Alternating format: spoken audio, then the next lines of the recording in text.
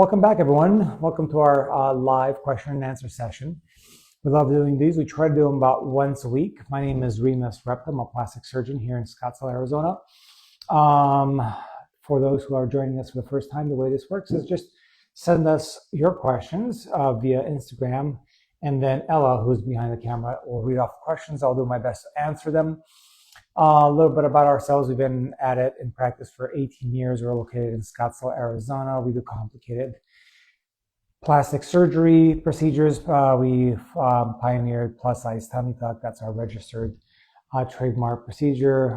We published multiple papers, textbooks, chapters in books and things of that nature, mostly on complicated kind of cutting edge body contouring procedures, but we do a little bit of everything. So let's get going. How does a plus-size tummy tuck differ from the traditional abdominoplasty? That's an excellent question. Let me think of a way to communicate the best of that. First of all, it's a fully customizable procedure, meaning I do whatever I know how to do and whatever I need to do to get the results that the patient wants. So that's important to know because obviously everyone's body is different. Everyone starts out different. More volume, less volume, more skin, loose muscles, different proportions, height, weight, width, rib cage, things of that nature. So everyone starts in a unique place. Technically, a lot of people really want a flat, smooth, curved, hourglass shaped waist. There's some variability there, but that's the general goal. So because everyone starts differently, I have to do a lot of different things to get a variety of different body types. That final goal of flat stomach, narrow waist, small, smooth kind of waist circumference. And so the traditional tummy tuck varied a little bit. There was some people would do liposuction, some people wouldn't do liposuction at the same time. Some people would do muscle repair, others would do it differently or less so. And what I've pioneered over the last 18 years is a way to push the physiology of the abdominal area, the physiology of the patient, to get a very, pronounced waist contour, but at a very high safety margin. Because the variability in how people did tummy tucks, a lot of it was dictated by the concern of getting a complication like wound healing, necrosis, and things of that nature. And that's in fact why a lot of plastic surgeons never did BMIs above 30 or 35 for the same reason. And so over the last 18 years, what I've done is I've tried to find ways to do the abdominoplasty procedure for all sorts of different BMIs. And of course, if the BMI of 40 and higher is plus size, and do so we can do two things: get a super great result, narrow waist, flat stomach, kind of that snatch look, but also at a very high safety margin, and also for patients of all BMIs. So I hope that answers the question. The basic point is a fully customizable tummy tuck procedure. Can you do a tummy tuck and a BBL during the surgery, or what is the limit to how many procedures you can do at once? Yeah, we do tummy tucks and BBLs together all the time. I think there's some surgeons that prefer not to, because the idea is like, well, if I do a BBL and you're laying on your back for the tummy tuck, then the pressure on the buttock area is going to impact the shape of the BBL. I have not found that to be the case. I've been doing tummy tucks and BBLs in combination since I first started, and the BBLs look the same regardless of whether they're having a BBL by itself or a BBL on a tummy tuck. So the whole position thing I don't think is really an issue, especially if you do a good job of managing how the patient does things in the post-operative time period. So that's the first part. The second question is well, how many procedures can you do in one setting? That varies from patient to patient. If there's no safety issues with heart and lungs, then really the limitation is the surgeon's capability of doing nonstop surgery for a certain amount of time. So for me, 10 hours is kind of my break point of where I stop operating.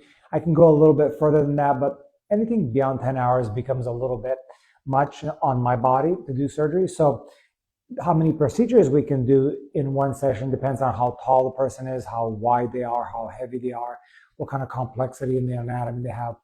Two procedures like a tummy tuck and a BBL, super straightforward to do within probably 6 hours or so, 5, 6 hours, depending on the patient. And then, of course, you can certainly add a third procedure. Our most common combination is tummy tuck, bra line, back lift, some type of breast surgery like breast lift, breast reduction. And that usually takes us about 9 hours or so, 8 or 9 hours. If you're a little bit smaller, a little bit shorter, a little bit maybe not as complex, you could potentially do 4 procedures in one. So the number of procedures in one session depends on the length of the surgery, that which is predicated on the ability of the surgeon to do that long of a surgery. For us, it's about 10 hours. And that length of time is dictated by the proportions of the patient, height, width, things of that nature. What would disqualify you from being able to get surgery? Well, just being able to undergo general anesthesia safely. It's not the surgery part in terms of safety, it's the anesthesia part. So if you have very low heart function, very low lung function, things of that nature, those might preclude you from undergoing general anesthesia and therefore surgery in a manner that's deemed safe. So that's why we look at the whole patient, all of their medical issues, everything else like that. But things like hypertension, diabetes, asthma, those are not things that will preclude you from having surgery unless they're totally out of control. But as long as they're in fairly good control, those are usually not the issues. The far and few times that we've had to tell patients that they can't have surgery at that moment are people who their heart or lungs were just so close to the bare limits of even safety with them not having surgery that having surgery would have potentially pushed them over the edge. And so really heart and lung function are the main components. Can you explain your pricing? Yeah, it's all based on time. So, for example, someone that has a 4-hour surgery, it's 4 hours of my time, 4 hours of anesthesia time, and 4 hours of the operating time. And all those hours are added together. Everyone has an hourly rate. The anesthesiologist has an hourly rate. I do as well. The operating has an hourly rate as well. So the importance of that is, imagine 2 people getting a tummy tuck. One person's 5 foot tall, the other person's 6 foot tall. The 6 foot tall person is also heavier. Well, all of a sudden, the 5 foot tall person is getting a tummy tuck that may be taking 3 hours, and the 6 foot tall person might be getting a tummy tuck that's taking 4 hours. And so therefore, the pricing will reflect the longer or the different amount of times in the operating room.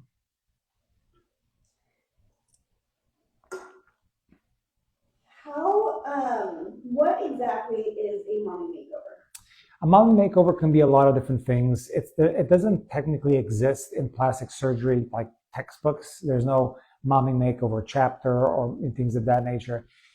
A mommy makeover is a term that's used in the general public to denote a surgery or a series of procedures combined that are designed to kind of reverse the effects of being a mom or becoming a mom or getting pregnant and delivering kids and things of that nature. So most of the times the mommy makeover is a tummy tuck and then some type of breast surgery, breast augmentation, breast lift, breast reduction. But truly, it can be anything that you'd like it. And some people will say, I'd like a mommy makeover. And then we go through the discussion of what they want and what what they're trying to address. And all they're really trying to get is, let's say, liposuction of the waist or buttock fat transfer. So mommy makeover doesn't really exist, but it generally connotes something with a tummy and something with a breast. Would you advise against an extended tummy tuck if I have yet to have children yet? An abdominoplasty does not impact your capability of getting pregnant and having a safe pregnancy and a safe delivery. You can have any sort of tummy tuck that you need to give you the best result possible, and then you can still get pregnant, you can still have kids and things of that nature. The big component there is, if you're planning on getting pregnant, having kids next year, it makes sense to wait and get a tummy tuck later on, because obviously the pregnancy will undo some of the tummy tuck results. However, if you're not sure when you're going to get pregnant, it might be 5 years down the road or 10 years, then at least in my mind, it makes sense to get the tummy tuck now, enjoy the tummy tuck results, and then down the road, 5 years down the road, or whenever you're planning on having kids, then you can, after being done having kids, you can revise the tummy tuck as well. The one thing that I will tell you is that most of our patients that have had tummy tucks and then have had babies, the tummy actually still looks pretty good afterwards. So it's not like it all got undone. So that's the way I would think about it. Is it common to have itching where excess skin used to be, like phantom skin itch? I've heard that before. Yeah, it's there. The brain is connected through your spinal cord and through the peripheral nerves to the tissue, and that's why people have like phantom limb. The brain is still imprinted with that area having a limb. And I've heard comparable things with tummy tucks where they feel like, something itches or there's a feeling certain area, but it's technically not there anymore. It's usually a temporary thing. It's the beginning part of the recovery process, and then the brain kind of reprograms. Does giving fat transfer to the breast make them look prettier? Make them look, repeat that again. Prettier? Oh, perkier. Oh, see, perky. Yeah.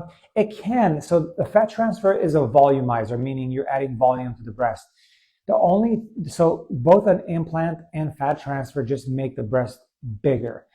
Perkier implies the breast itself is high up on the chest and there's not a ton of loose skin and soft tissue. Because if the nipple is low, if the breast envelope is stretched out and droopy, then putting volume in there, whether it's fat transfer or an implant, it's just going to basically keep that breast position and breast shape, but just a bigger version of it. That's a good way to think of breast augmentation versus breast lift. Usually perkier implies the breast is high up on the chest. And if it's currently not high up on the chest, adding volume to it is not going to fix that. It's just going to increase the volume of the breast. So if you're currently perky but small, then yes, fat transfer will make you perky and bigger, not necessarily perkier. Can someone who is diabetic get a tummy tuck? Yeah, a lot of our patients are either pre-diabetic or diabetic. So obviously the hemoglobin A1C is kind of our arbitrary definition of prediabetes and diabetes.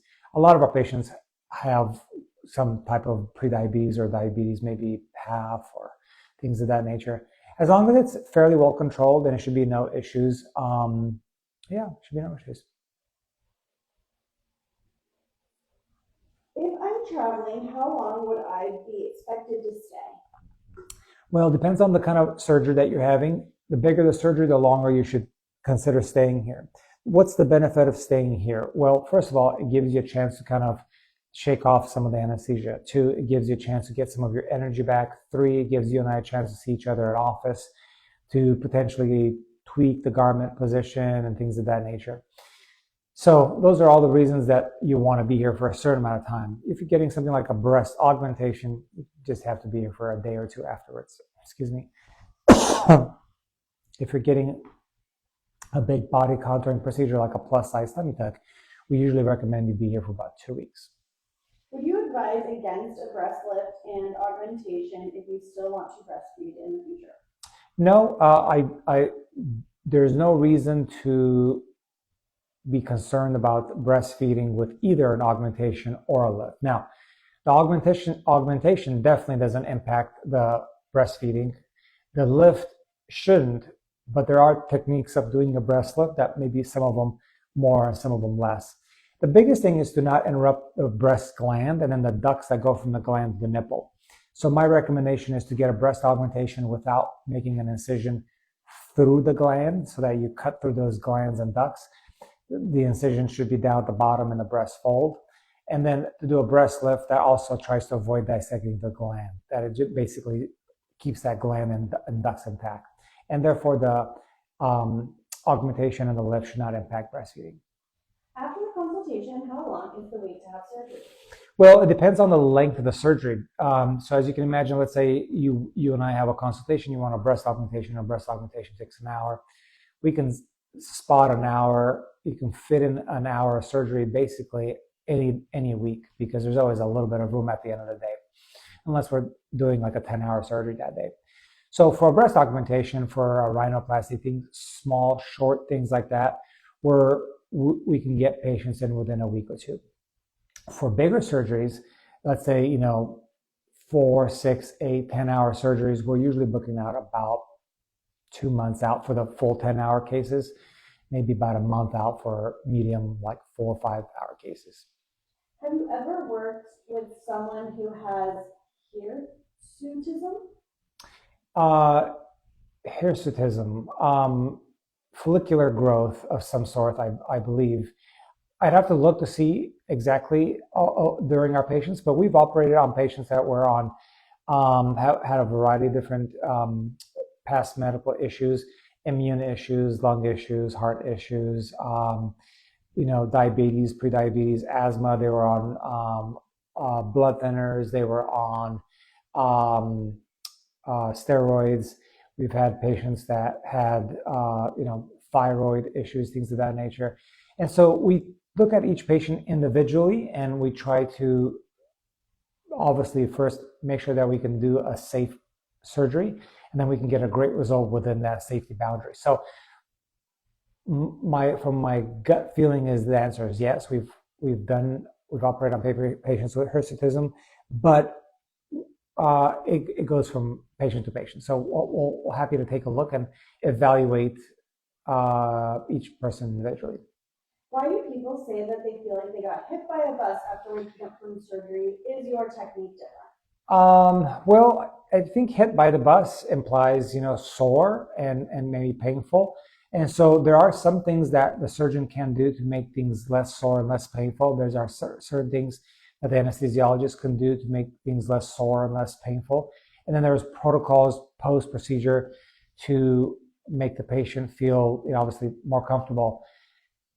The good news is that about maybe 85-90% of our patients don't end up needing any narcotics after the surgery. They usually just take ibuprofen and Tylenol. We prescribe them narcotics, but usually they don't have to do that. There's a lot of different things that we do, that I do, the anesthesiologist, that my staff do to make the patients more comfortable. So hopefully you don't feel like you got hit by the bus.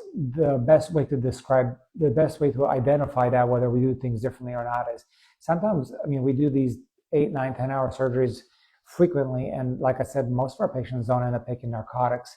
Some do, and even if when they do, it's a short period of time. So I think our protocols are good in terms of reducing some of those pain associated with these big body contouring procedures. How true is it that women with a BBL have a quote-unquote smell even after healing? I've not heard that before. I don't understand why there would be a smell from a BBL, because it's just fat transfer. So BBL is buttock fat transfer, and it's your own tissue, and I'm not sure why there would be any kind of particular healing process. So I've not heard that. Do you lose sensation after a breast lift or augmentation? You shouldn't. It's theoretically possible, but you shouldn't. When you do a breast augmentation, you're disrupting some of the deeper innervation, but you can keep some of the innervation from the sides of the breast. And so the sensation to the nipple should be intact. You might have a little bit of temporary sensation loss right above your incision if the incision is in the breast fold, but the nipple should be intact. Theoretically, it's possible that if you, depending on your anatomy, depending on the size of the implant, depending on the pocket was created, you can impact some of those peripheral nerves up from the side of the breast, and that can result in decreased sensation to the nipple. With the breast lift, it depends on the breast lift technique. If the breast lift is staying in the superficial tissues, the chance of getting sensation decrease in the nipple is very low to zero. And if the technique involves doing deeper dissection within the tissue, then obviously the sensation loss can be higher. I would say the vast majority of our patients don't have any sensation issues with the nipple from a breast augmentation or a breast lift. That's kind of my experience. How can a tummy tuck affect someone who already has back issues? Well, sometimes back issues can be caused by a lack of core strength, like the abdominal muscles are not really that strong, maybe because of rectus diastasis, which is separation of those rectus muscles, and sometimes just from generalized weakness of the abdominal wall. And so when you do a tummy tuck, two things can potentially happen. One is you're removing all this tissue that overhangs your pubic area. so that cantilever effect pulling on your back is reduced or eliminated or improved. And then repairing the muscles will improve some of that core function. Those two things can improve back pain. And we've had a lot of patients communicate that. Now, you might have back pain also from, like, let's say, nerve impingement in your back. And then the tummy tuck doesn't really, fix that because the nerve impingement is in your spine. So it may not help with back pain, but what we've been actually very surprised. We've had patients who got tummy tuck. They've had chronic, nearly lifelong back pain. They did never assume that the tummy tuck was going to fix the back pain. They just were getting a tummy tuck because of the aesthetic component. And then in the first week or two after surgery, they communicated like, hey, back pain's gone. So there's a potential for the tummy tuck if all the things that we talked about are done, and those are components of the back pain source that it can help with back pain. Do you perform labiaplasties? Yeah, we don't do it very often because it's not requested, but it's a fairly straightforward procedure. I don't know, maybe once a month we do a labiaplasty. It's a very safe, very straightforward procedure.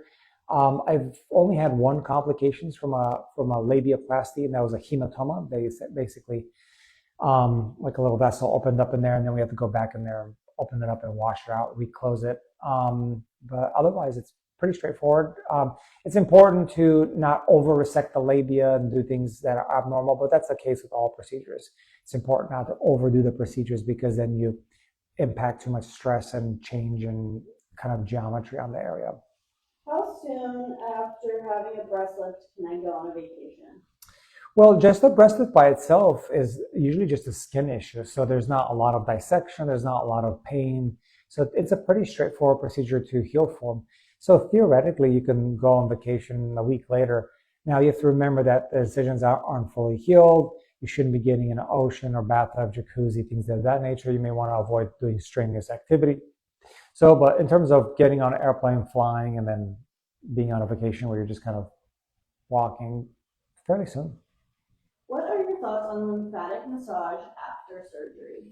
Well, I don't have a specific strong viewpoint either way. I think the body needs compression, hydration, drainage, if there's a drain, and then rest. I think it needs those things.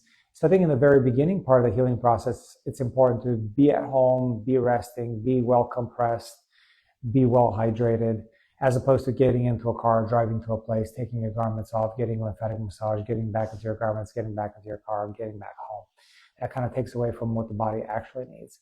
So usually I tell patients, don't get lymphatic massage if you want to right off the bat. Just wait for a while. I'll guide you through that process. Usually we want to wait long enough so the body can get a little bit of a head start in healing.